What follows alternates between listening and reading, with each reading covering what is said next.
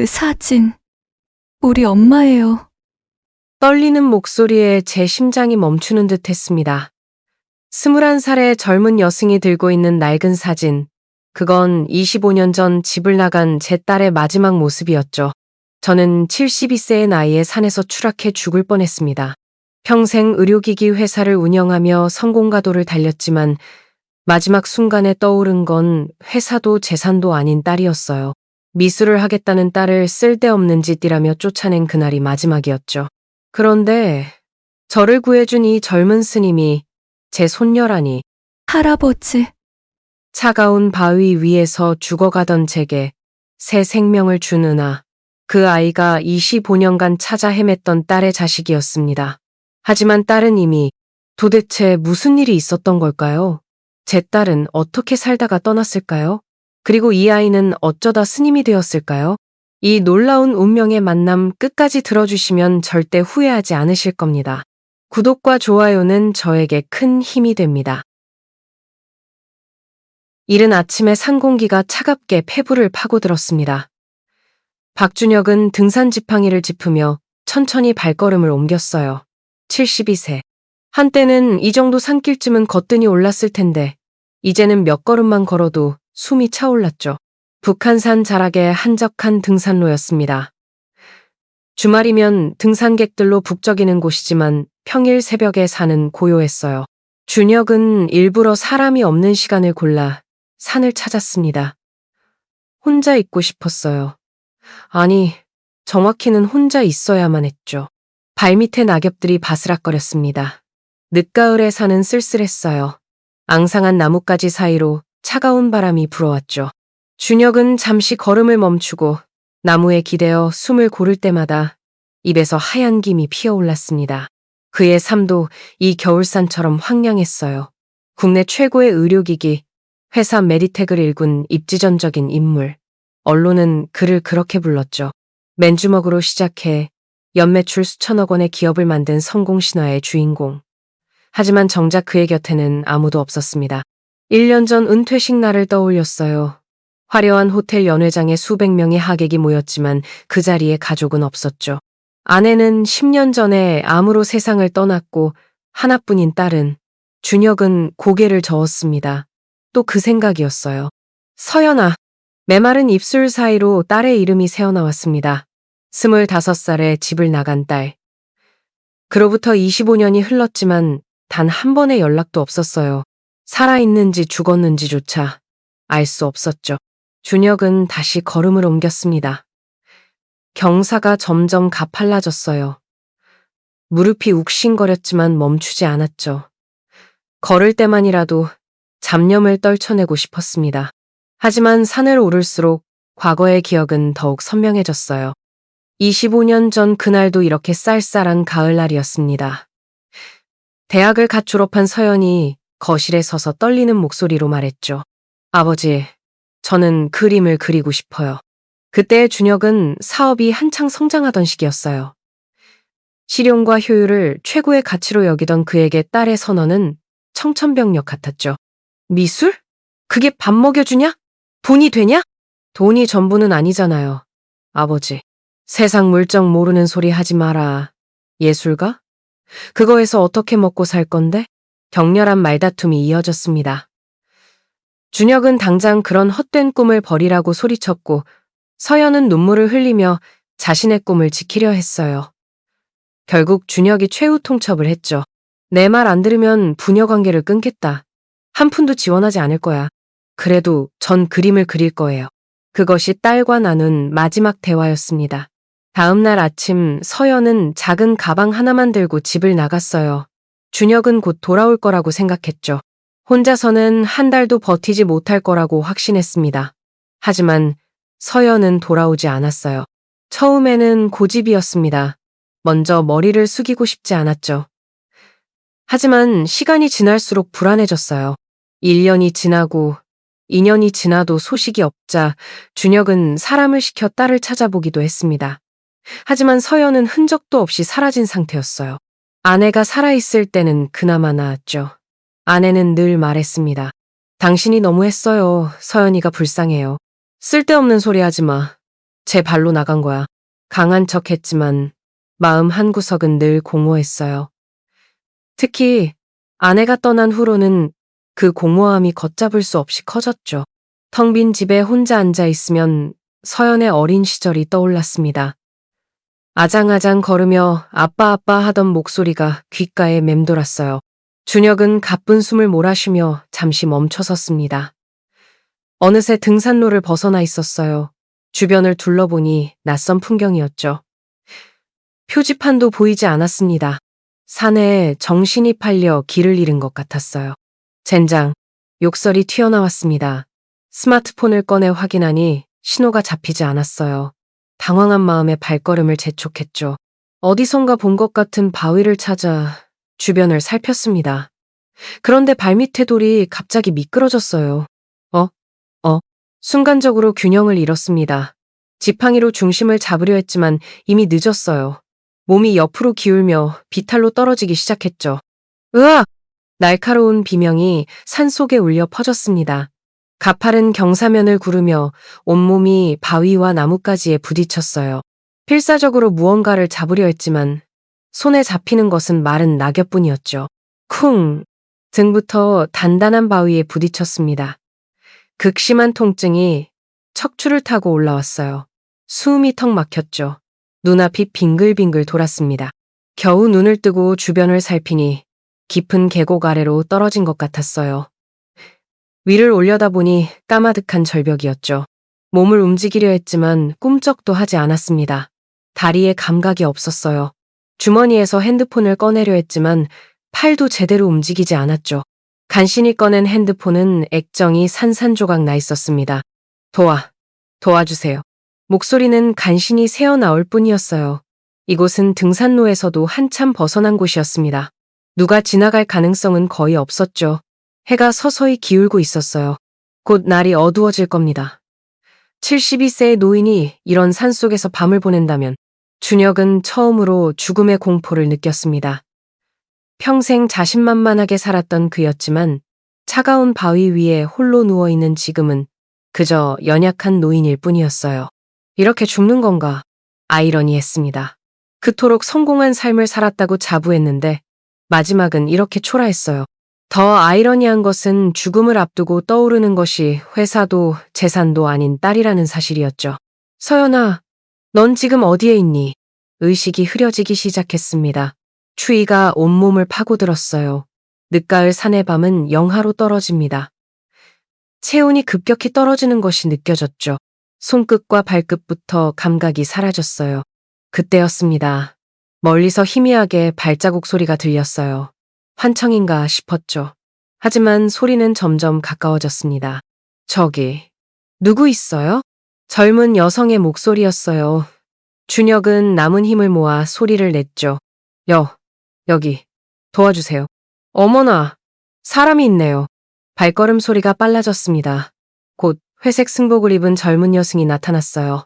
20살 남짓 되어 보이는 그녀는 준혁을 발견하고는 황급히 달려왔죠. 어르신, 괜찮으세요? 여승이 준혁의 상태를 살폈습니다. 차분하면서도 신속한 움직임이었어요. 준혁은 흐릿한 시야로 그녀를 올려다보았죠. 삭발한 머리, 맑은 눈동자, 걱정 가득한 표정. 어딘가 낯익은 느낌이 들었지만 의식이 혼미해 제대로 생각할 수 없었습니다. 많이 다치셨어요. 제가 도와드릴게요. 정신 차리세요. 여승이 준혁의 뺨을 가볍게 두드렸어요. 따뜻한 손길이었죠. 준혁은 간신히 눈을 뜨고 있으려 애썼지만 점점 무거워지는 눈꺼풀을 이기지 못했습니다. 스님, 절로, 빨리. 또 다른 목소리가 들렸어요. 중년 남성의 목소리였죠. 여러 사람의 발걸음 소리가 뒤섞였습니다. 누군가 준혁을 조심스럽게 들어 올렸어요. 몸이 공중에 떴다가 누군가의 등에 엎였죠. 조심해서 옮기세요. 척추를 다친 것 같아요. 알겠습니다. 은하 스님은 앞에서 길을 비춰주세요. 은하. 자신을 발견한 여승의 이름인 것 같았어요. 준혁은 희미한 의식 속에서 그 이름을 되뇌었습니다. 은하. 어딘가 따뜻한 느낌이 드는 이름이었죠. 등에 엎인 채로 산길을 내려가는 동안 준혁의 의식은 현실과 과거를 오갔습니다. 어린 서연을 등에 업고 산을 오르던 기억이 떠올랐어요. 그때는 자신이 딸을 업고 있었는데 지금은 누군가에게 엎여 있었죠. 차가웠던 몸에 온기가 돌기 시작했습니다. 누군가 자신의 몸에 옷을 덮어준 것 같았어요. 따뜻했죠. 오랜만에 느끼는 사람의 온기였습니다. 천장에 나무 석가래가 흐릿하게 보였습니다. 준혁은 천천히 눈을 떴어요. 처음에는 여기가 어디인지 알 수 없었죠. 병원도 아니고 집도 아니었습니다. 한지로 바른 벽, 은은한 향 냄새, 그리고 어디선가 들려오는 목탁 소리, 절이었어요. 몸을 움직이려 하자 등과 허리에서 통증이 올라왔습니다. 그제야 산에서 떨어졌던 기억이 되살아났어요. 죽음의 문턱에서 누군가 자신을 구해주었죠. 회색 승복의 젊은 여승, 은하 스님이라고 했던가요? 깨어나셨군요. 문이 조용히 열리며 노승이 들어왔습니다. 60대 중반으로 보이는 스님은 온화한 미소를 띠고 있었어요. 자비로운 눈빛이 인상적이었죠. 여긴 청운암입니다. 제가 이곳의 주지 혜원이라고 합니다. 혜원 스님은 준혁의 곁에 앉아 상태를 살폈어요. 거친 손이었지만 움직임은 부드러웠죠. 오랜 세월 수행을 해온 사람 특유의 차분함이 느껴졌습니다. 얼마나 된 겁니까? 사흘째입니다. 많이 다치셨더군요. 척추와 갈비뼈에 금이 갔지만 다행히 생명에는 지장이 없습니다. 사흘. 준혁은 놀랐어요. 그동안 완전히 의식을 잃었던 것이죠. 혜원 스님이 작은 상을 가져왔습니다. 따뜻한 죽과 차가 올려져 있었어요. 드실 수 있겠습니까? 준혁이 고개를 끄덕이자 혜원 스님이 조심스럽게 상체를 일으켜 앉혔어요. 등 뒤에 요를 받쳐주니 한결 편했죠. 죽을 한 숟가락 떠먹으니 온몸에 온기가 퍼졌습니다. 절로 옮긴 후에 의사를 불러 진찰을 받으셨습니다. 당분간은 절대 안정이 필요하다고 하더군요. 폐를 끼쳐서 죄송합니다. 무슨 말씀을, 어려운 일을 돕는 것이 불가의 가르침 아니겠습니까? 혜원 스님의 말에는 진심이 담겨 있었어요. 준혁은 평생 비즈니스 세계에서 살아왔죠. 그곳에서는 모든 것이 거래였고 순수한 호의란 존재하지 않았습니다. 하지만 이곳은 달랐어요. 아무런 대가 없이 베푸는 자비가 있었죠. 식사를 마치고 혜원 스님이 자리를 뜨자 준혁은 다시 홀로 남았습니다. 작은 방이었지만 정갈했어요. 창밖으로는 울창한 숲이 보였죠. 새소리가 들렸고 멀리서 계곡물 소리도 들려왔습니다. 문득 회사 생각이 났어요. 사흘이나 연락이 안 됐으니 비서실에서 난리가 났을 겁니다. 하지만 이상하게도 급한 마음이 들지 않았어요. 은퇴한 지 1년. 이미 회사는 자신 없이도 잘 돌아가고 있었죠. 굳이 자신을 찾는 사람도 없을 겁니다.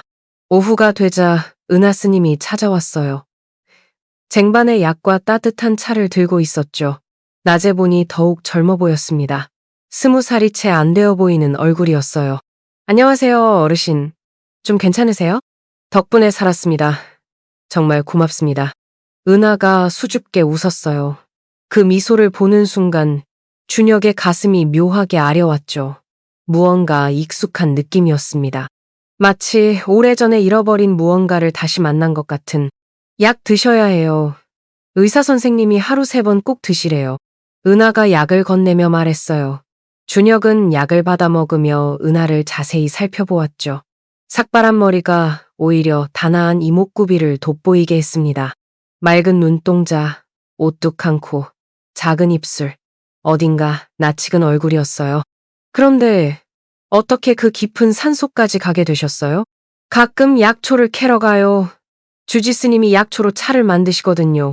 은하의 대답은 담담했지만 눈빛에는 따뜻함이 있었어요. 준혁은 궁금증을 참지 못하고 물었죠. 실례지만 나이가 어떻게 되시나요? 많이 어려 보이셔서. 21살이에요. 그렇게 젊은 나이에 어떻게? 말이 끝나기도 전에 은하의 표정이 어두워졌습니다. 무언가 아픈 사연이 있는 것 같았어요. 준혁은 서둘러 화제를 돌렸죠. 죄송합니다. 제가 너무 사적인 질문을. 괜찮아요. 다들 궁금해하시거든요. 은하가 작게 웃었어요. 하지만 그 웃음 뒤에는 깊은 상처가 숨어 있는 것 같았죠. 준혁은 더 이상 묻지 않았습니다. 대신 다른 이야기를 꺼냈어요. 청운함이 참 아름다운 곳이네요. 네, 저도 처음 왔을 때 반했어요. 특히 법당이 정말 아름다워요. 은하의 얼굴이 다시 밝아졌습니다. 좋아하는 것에 대해 이야기할 때의 표정이었죠. 법당이 특별한가요? 단청이 정말 훌륭해요. 100년도 넘은 건데 색이 아직도 선명해요. 지금 제가 복원 작업을 하고 있어요. 복원 작업을요? 준혁이 놀라서 물었어요. 단청 작업은 고도의 기술이 필요한 일이었죠.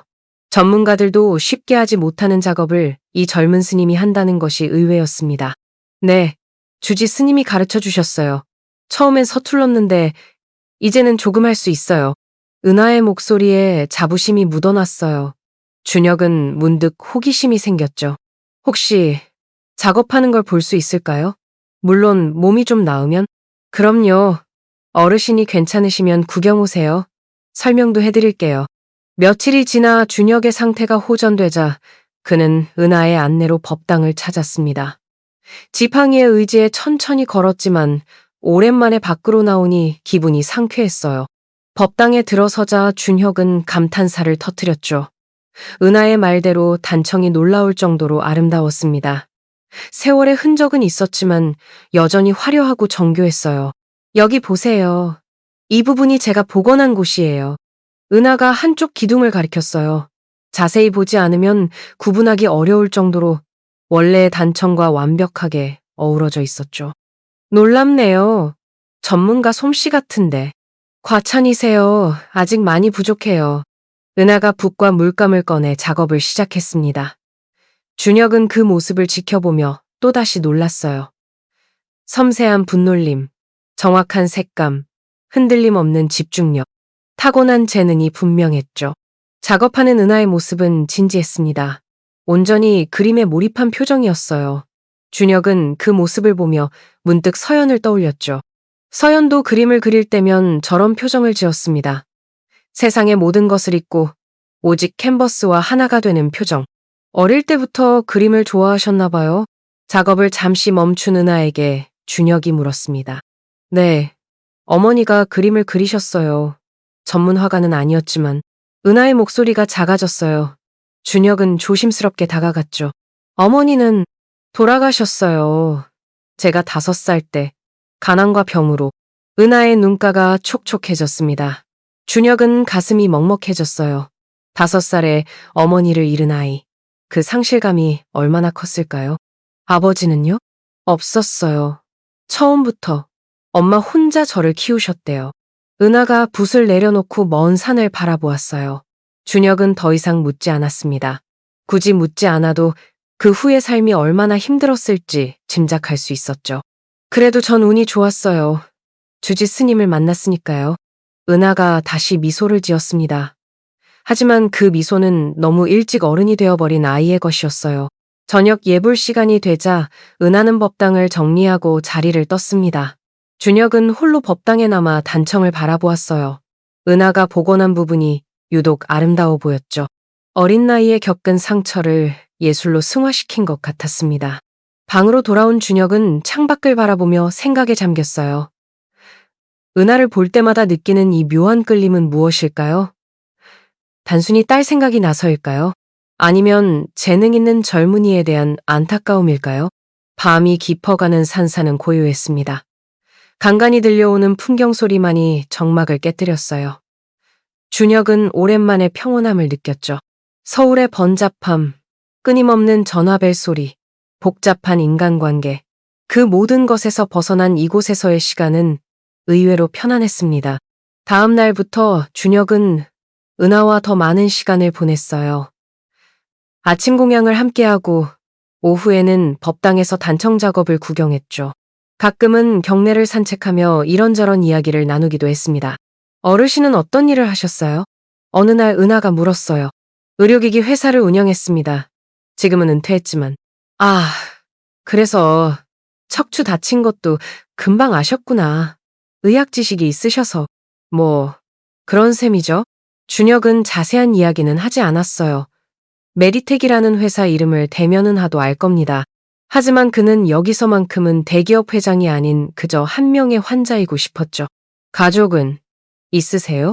은하의 조심스러운 질문에 준혁은 잠시 침묵했습니다. 아내는 10년 전에 세상을 떠났고 딸이 하나 있었습니다. 있었다고요? 이 씨, 5년 전에 집을 나갔어요. 그 후로 연락이 없습니다. 준혁의 목소리가 떨렸어요. 은하는 더 묻지 않았죠. 대신 조용히 준혁의 곁에 앉아 있었습니다. 그 침묵이 오히려 위로가 되었어요. 제가 쫓아냈습니다. 미술을 하겠다고 해서. 그런 쓸데없는 짓 하지 말라고. 내 말 안 들으면 부녀 관계를 끊겠다고 했죠. 오랜만에 꺼낸 이야기였어요.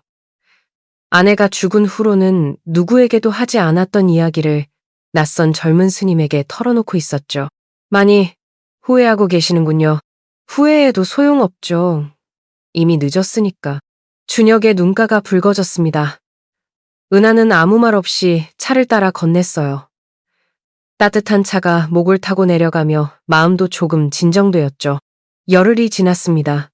준혁의 몸은 거의 회복되었어요. 갈비뼈의 통증은 여전했지만 일상생활에는 지장이 없었죠. 의사는 조심스럽게 움직인다면 일상으로 복귀해도 된다고 했습니다. 더 이상 청운함에 머물 이유가 없었어요. 하지만 준혁의 마음은 무거웠습니다. 떠나고 싶지 않았어요. 아니, 정확히는 은하와 헤어지고 싶지 않았죠. 열흘이라는 짧은 시간이었지만 은하는 이미 그에게 특별한 존재가 되어 있었습니다. 아침 공양을 마치고 준혁은 짐을 정리했어요. 별로 챙길 것도 없었죠. 산에서 떨어질 때 가지고 있던 물건들과 절에서 빌려준 옷가지 정도였습니다. 배낭에 물건을 넣으며 자꾸만 한숨이 나왔어요. 벌써 가시는 거예요? 문 밖에서 은하의 목소리가 들렸습니다. 준혁이 돌아보니 은하가 아쉬운 표정으로 서 있었어요. 네, 이미 너무 오래 신세를 졌어요. 아직 완전히 낫지 않으셨는데. 은하의 목소리에 걱정이 묻어났어요. 준혁은 그런 은하를 보며 마음이 더욱 무거워졌죠. 처음 만난 사람에게 이렇게 정이 드는 것이 이상했습니다. 하지만 은하를 볼 때마다 느끼는 이 묘한 끌림을 부정할 수 없었어요. 괜찮습니다. 덕분에 많이 좋아졌어요. 준혁이 억지로 미소를 지었어요. 은하도 어색하게 웃었죠. 둘 사이에 잠시 침묵이 흘렀습니다. 무언가 더 하고 싶은 말이 있는 것 같았지만 서로 입을 열지 못했어요. 주지 스님께 인사드리러 가야겠네요. 준혁이 먼저 침묵을 깼습니다. 은하가 고개를 끄덕이며 앞장섰어요. 혜원 스님은 방장실에서 차를 마시고 있었죠. 준혁이 들어서자 온화한 미소로 맞이했습니다. 벌써 가시려고요? 네. 이미 많은 신세를 졌습니다. 정말 감사했습니다. 준혁이 깊이 고개를 숙였어요. 혜원 스님이 손을 들어 말렸죠. 무슨 말씀을? 인연이 있어 만난 것이겠죠. 은하 스님 덕분에 목숨을 건졌습니다. 정말 감사합니다. 은하도 좋은 인연을 만나 기뻐하고 있습니다. 가끔 들러주세요. 혜원 스님의 말에는 진심이 담겨 있었어요. 준혁은 다시 한번 인사를 하고 방장실을 나왔습니다. 은하가 산문까지 배웅을 나왔어요. 가을 햇살이 따사롭게 내리쬐고 있었지만 준혁의 마음은 쓸쓸했죠. 어르신, 은하가 망설이며 입을 열었습니다. 정말 다시 오실 거죠? 그럼요. 꼭 다시 올게요. 준혁이 은하의 어깨를 가볍게 두드렸어요. 은하의 눈가가 촉촉해졌죠. 준혁도 마음이 먹먹했습니다. 왜 이렇게 정이 들었을까요? 짧은 만남이었는데도 헤어지는 것이 이토록 아쉬운 이유는 무엇일까요? 잠깐만요. 준혁이 갑자기 걸음을 멈췄습니다. 무언가 생각난 듯 배낭을 뒤적였어요. 지갑을 꺼내 그 안에서 사진 한 장을 조심스럽게 빼냈죠. 오래되어 모서리가 다른 사진이었습니다. 이상한 이야기일 수도 있는데 준혁이 망설이며 말을 이었어요. 은하 스님을 보면 자꾸 제 딸이 생각나요. 너무 닮았거든요. 은하가 고개를 갸웃거렸습니다. 준혁은 사진을 은하에게 건넸어요. 제 딸 서연이에요. 25년 전 집을 나가기 직전에 찍은 사진이죠. 은하가 사진을 받아들었습니다. 처음에는 그저 호기심 어린 표정으로 사진을 들여다보았어요. 25살의 젊은 여성이 환하게 웃고 있는 사진이었죠. 긴 머리에 맑은 눈동자, 은하와 확실히 닮은 구석이 있었습니다. 그런데 갑자기 은하의 표정이 변하기 시작했어요. 눈이 점점 커지더니 얼굴이 창백해졌죠. 손이 미세하게 떨리기 시작했습니다. 이게 은하의 목소리가 떨렸어요. 사진을 든 손이 심하게 흔들렸죠. 준혁이 놀라서 은하를 바라보았습니다. 왜 그러세요? 어디 아픈가요? 이 사람이 은하의 눈에서 갑자기 눈물이 흘러내리기 시작했어요. 주르륵 흐르는 눈물을 멈출 수 없는 듯 했죠. 준혁은 당황해서 은하의 어깨를 잡았습니다. 은하 스님, 왜 그러세요? 엄마, 우리 엄마예요. 은하의 입에서 나온 말에 준혁의 머릿속이 하얗게 변했어요. 순간 주변의 모든 소리가 사라진 것 같았죠. 새소리도 바람 소리도 모든 것이 정적 속에 잠겼습니다. 뭐라고요? 준혁의 목소리가 갈라졌어요. 믿을 수 없다는 표정으로 은하를 바라보았죠. 은하는 사진을 가슴에 꼭 안고 흐느끼고 있었습니다. 엄마예요. 박서연, 우리 엄마. 준혁의 다리에 힘이 빠졌어요. 휘청거리는 몸을 간신히 지팡이로 지탱했죠. 은하가 황급히 준혁을 부축했습니다. 어르신, 괜찮으세요? 네가 정말 서연이 딸이란 말이야? 준혁의 목소리가 떨렸습니다. 온몸이 떨렸어요. 은하가 눈물을 흘리며 고개를 끄덕였죠.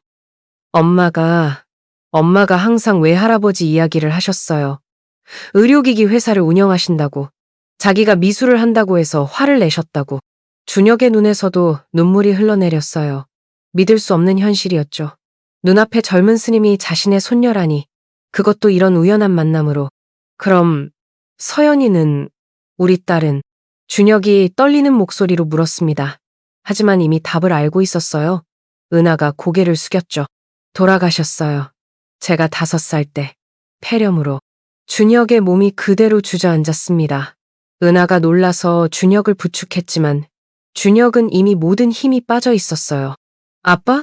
어린 서연의 목소리가 귓가에 들리는 것 같았어요. 아장아장 걸으며 자신을 향해 팔을 벌리던 딸. 그림 그리기를 좋아해서 온 집안을 낙서로 채우던 딸. 그 딸이 이미 이 세상에 없다니. 미안하다 서연아. 준혁이 흐느끼기 시작했습니다. 72년 인생에서 처음으로 남 앞에서 통곡했어요. 은하도 함께 울었죠. 할아버지와 손녀가 처음 만난 순간이었지만 그것은 기쁨이 아닌 슬픔의 눈물이었습니다. 한참을 울고 난 뒤 준혁은 떨리는 손으로 은하의 얼굴을 만졌어요. 가까이서 보니 더욱 서연을 닮았죠. 눈매도 코도 입술도 모든 것이 서연이었습니다. 네가 정말 내 손녀구나. 할아버지. 은하가 준혁의 손을 잡았어요. 따뜻한 손이었죠. 살아있는 손이었습니다. 딸은 떠났지만 손녀는 여기 있었어요. 엄마가 항상 할아버지를 그리워하셨어요. 돌아가시기 전까지도. 은하의 말에 준혁은 다시 눈물을 흘렸습니다. 서로 그리워하면서도 만나지 못했어요. 자존심과 고집 때문에. 그 어리석음의 대가가 이토록 컸죠. 엄마는 할아버지를 원망하지 않으셨어요. 오히려 자기가 너무 어렸다고, 할아버지 마음을 이해한다고. 아니야. 다 내 잘못이야. 준혁이 고개를 저었어요. 후회가 밀물처럼 밀려왔죠. 돌이킬 수 없는 과거가 가슴을 짓눌렀습니다. 혜원 스님이 소식을 듣고 달려왔어요. 산문 앞에서 통곡하는 두 사람을 보고 상황을 짐작한 듯했죠. 조용히 다가와 두 사람을 부축했습니다. 방장실로 가시죠. 차를 마시며 마음을 진정시키세요. 혜원 스님의 차분한 목소리에 두 사람은 겨우 정신을 차렸어요. 방장실로 돌아와 차를 마시며 조금씩 진정되었죠. 하지만 여전히 믿기 어려운 현실이었습니다. 은하가 제 손녀였습니다. 준혁이 떨리는 목소리로 혜원 스님에게 설명했어요. 혜원 스님도 놀란 표정이었죠. 정말 놀라운 인연이네요. 부처님께서 만들어주신 인연인가 봅니다. 스님, 저는 어떻게 해야? 준혁이 막막한 표정으로 물었습니다. 손녀를 만난 기쁨과 딸을 잃은 슬픔이 뒤섞여 있었어요. 엄마 이야기를 들려주세요. 은하가 조심스럽게 말했어요. 눈가는 여전히 붉었지만 목소리는 차분해졌죠. 엄마가 어떻게 사셨는지 저는 5살 때 기억밖에 없어서. 준혁은 천천히 서연의 이야기를 시작했습니다. 태어날 때부터 25살까지의 모든 기억을 하나하나 꺼내놓았어요. 첫 걸음마, 첫말, 유치원 입학식, 그림 그리기를 좋아했던 것, 미술대회에서 상을 받았던 것. 은하는 할아버지의 이야기를 들으며 때로는 웃고 때로는 울었어요. 한 번도 들어보지 못했던 엄마의 어린 시절 이야기였죠. 사진 한 장밖에 없었던 엄마가 이제야 구체적인 모습으로 다가왔습니다. 해가 저물고 있었어요. 긴 하루였죠. 아침에는 떠날 준비를 했던 준혁이 이제는 다시 방으로 돌아와 있었습니다. 혼자가 아니었어요. 은하가 함께 있었. 할아버지와 손녀가 나란히 앉아 있었습니다. 은하야. 준혁이 손녀를 불렀어요. 21살의 손녀.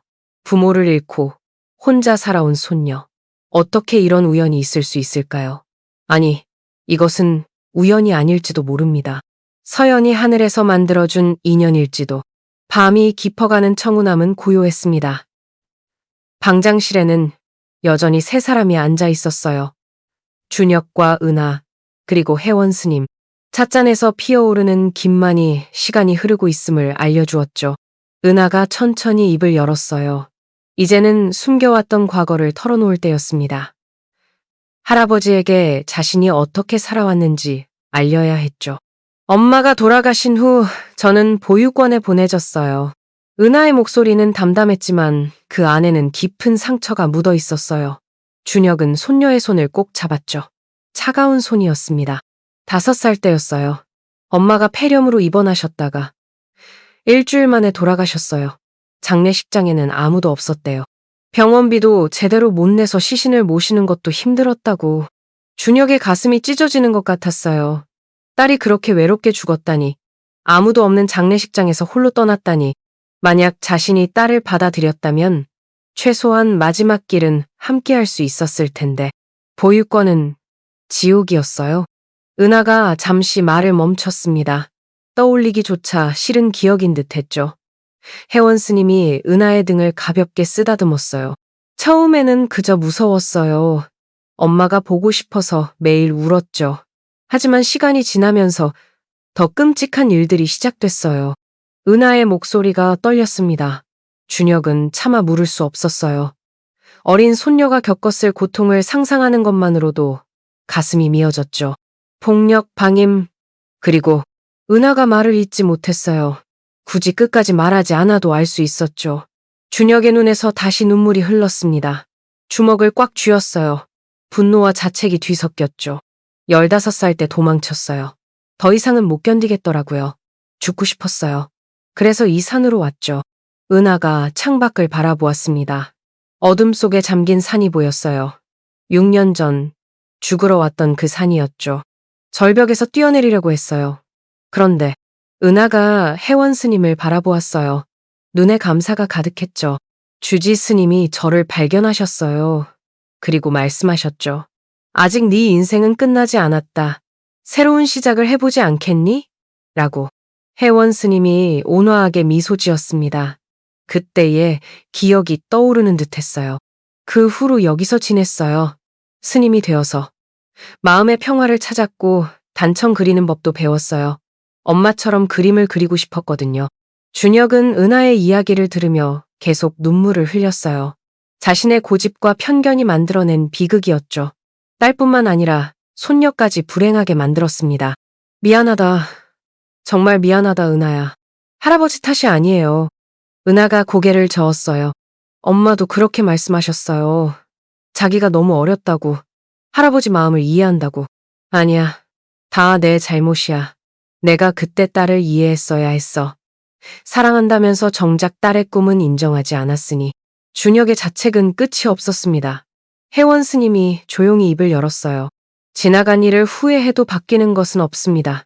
중요한 것은 지금부터입니다. 혜원 스님의 목소리는 차분했어요. 준혁과 은하가 스님을 바라보았죠. 인연이 만들어졌으니 이제는 그 인연을 어떻게 이어갈지가 중요합니다. 은하야, 넌 어떻게 생각하니? 은하가 할아버지를 바라보았어요. 복잡한 감정이 얼굴에 드러났죠.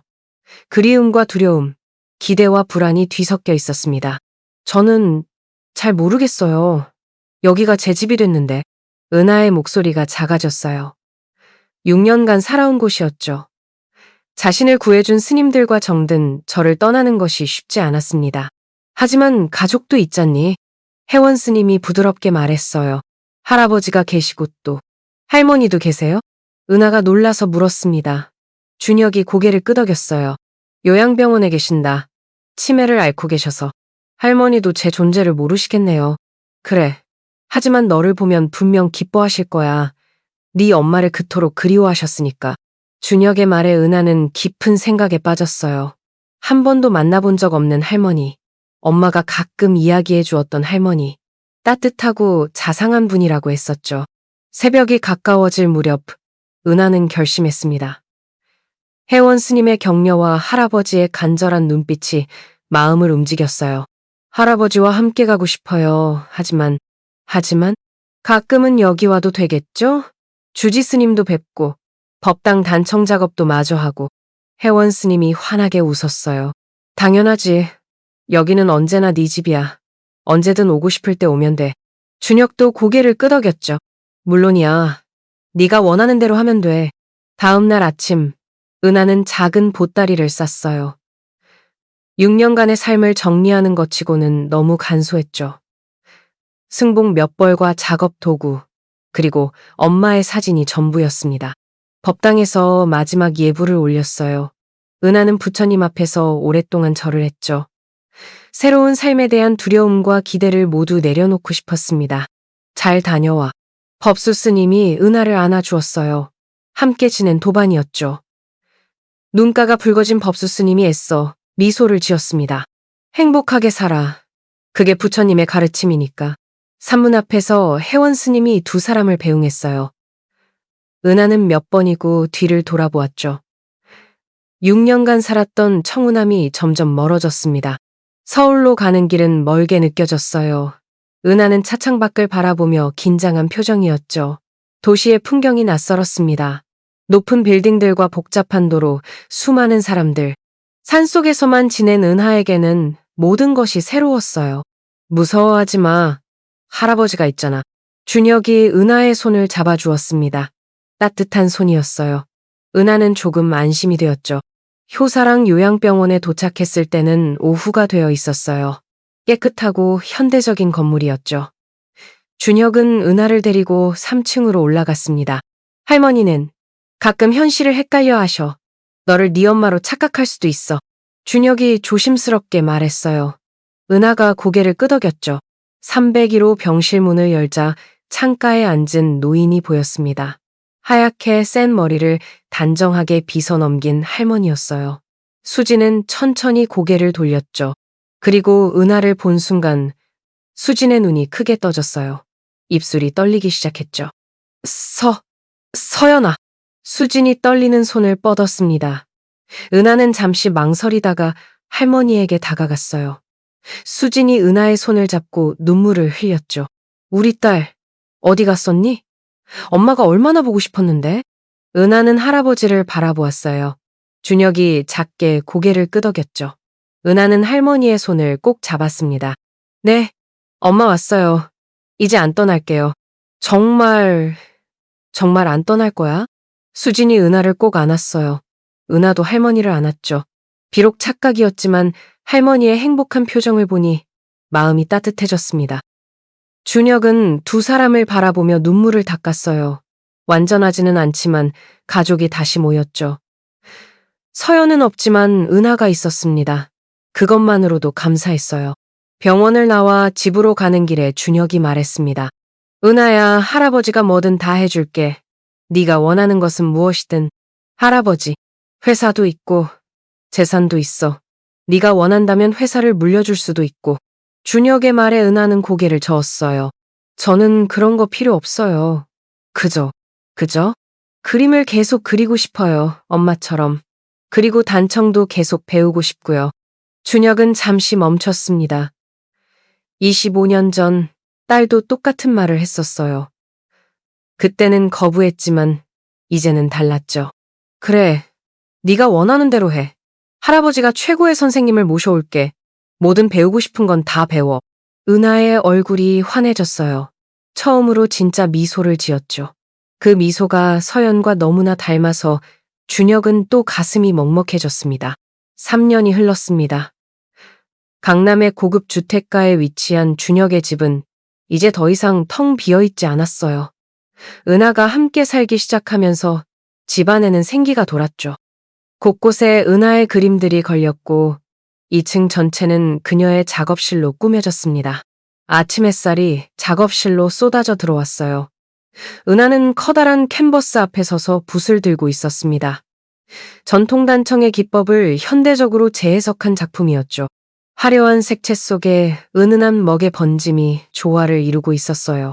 은하야, 아침 먹어야지. 계단을 올라온 준혁이 문을 두드렸습니다. 75세가 된 그는 여전히 정정했어요. 손녀와 함께 지내면서 오히려 더 젊어진 것 같았죠. 네, 할아버지. 금방 내려갈게요. 은하가 붓을 내려놓으며 미소 지었어요.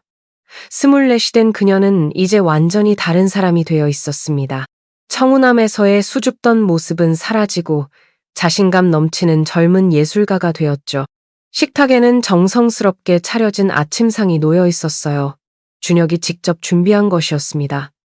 은퇴 후 요리를 배우기 시작한 그는 이제 제법 솜씨가 늘었죠. 오늘 김 교수님 만나는 날이지? 네. 오후에 뵙기로 했어요. 김 교수는 국내 최고의 한국화 전문가였습니다. 준혁이 거금을 들여 초빙한 개인 교수였죠. 처음에는 은하가 부담스러워했지만 이제는 그녀도 배움의 즐거움에 빠져 있었어요. 그런데 할아버지, 제 그림들이 이제 좀 쌓였는데 전시회를 해보면 어떨까요? 은하가 조심스럽게 물었습니다. 준혁의 눈이 반짝였어요. 정말, 드디어 전시회를 하고 싶어. 아직 부족하긴 하지만 사람들에게 보여주고 싶어요. 엄마의 꿈이기도 했잖아요. 준혁은 감격스러워했습니다. 3년 동안 은하의 실력은 놀라울 정도로 성장했어요. 타고난 재능에 최고의 교육이 더해진 결과였죠. 당장 준비하자. 최고의 갤러리를 섭외할게. 그로부터 6달 후 인사동의 유명 갤러리에서 은하의 첫 개인전이 열렸습니다. 잃어버린 빛을 찾아서라는 제목의 전시회였어요. 개막식 날 갤러리는 사람들로 가득 찼습니다. 미술계 인사들과 기자들, 그리고 일반 관람객들까지 모두가 신예 작가의 작품을 보러 왔죠. 정말 독특한 작품이네요. 전통과 현대가 이렇게 조화롭게 어우러질 수 있다니. 한 평론가가 감탄하며 말했어요. 은하의 작품들은 단청의 화려함과 수묵화의 절제미를 동시에 담고 있었습니다. 그녀만의 독특한 화풍이었죠. 작가님, 작품에 대해 설명 좀 해주시겠어요? 한 기자가 마이크를 들이댔습니다. 은하는 잠시 숨을 고르고 차분히 대답했어요.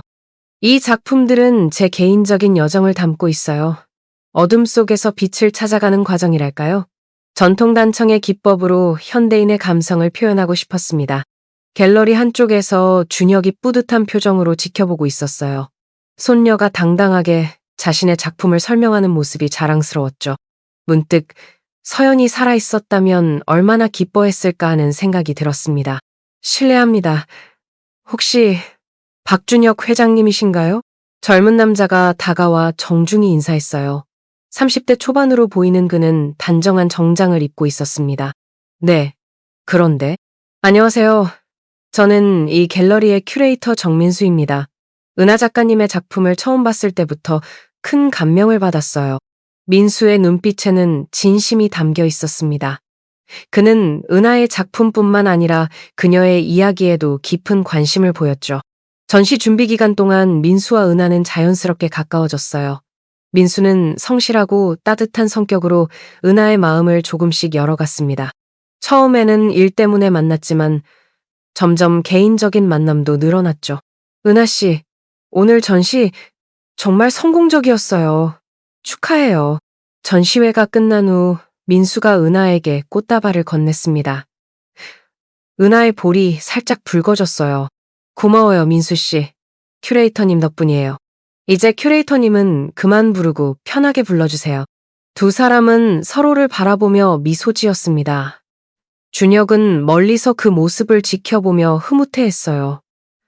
손녀에게도 사랑이 찾아온 것 같았죠. 1년이 더 지났습니다. 은하는 이제 미술계에서 주목받는 작가가 되었어요. 두 번째 전시회도 성황리에 마쳤고 작품 판매도 활발했죠.